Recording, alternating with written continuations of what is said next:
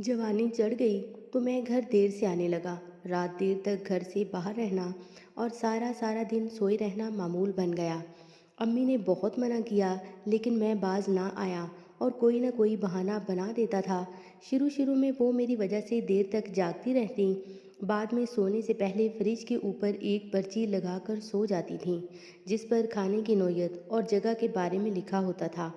आहिस्ता आहिस्ता पर्ची का दायरा वसी होता गया और गंदे कपड़े कहाँ रखने हैं और साफ़ कपड़े कहाँ पर रखे हैं जैसे जुमले भी लिखे मिलने लगे। नीज़ ये भी कि आज फ़लाँ तारीख है और कल ये करना है, परसों फ़लाँ जगह जाना है, वगैरह वगैरह। ये सिलसिला काफ़ी अरसा तक जारी रहा और मेरी आवारागर्दी दिन ब दिन बढ़ती चली जा रही थी। एक दिन मैं रात देर से आया, बहुत थका हुआ था। हस्बे मामूल फ्रिज पर पर्ची लगी हुई देखी, लेकिन बगैर पढ़े मैं सीधा बेड पर गया और सो गया।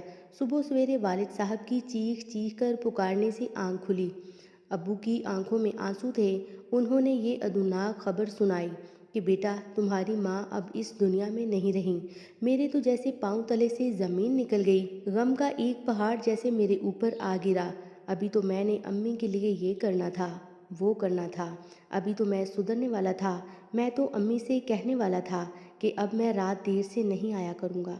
तदफीन वगैरह से फारिग होकर रात को जब मैं निढाल होकर बिस्तर पर दराज हुआ तो अचानक मुझे अम्मी की रात वाली पर्ची याद आ गई। फ़ौरन गया और उतार कर ले आया।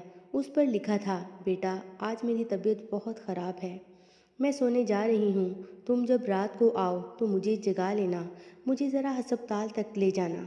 मेरी आंखों में आंसू थे और मुझे अपनी गुजरी रातों की अयाशियाँ और सरगर्मियाँ याद आ रही थीं और मेरे पास पछतावे के सिवा कुछ ना था। अल्लाह सबकी माँओं को सलामत रखे और हमें उनकी खिदमत करना नसीब करे। आमीन सुम्मा आमीन।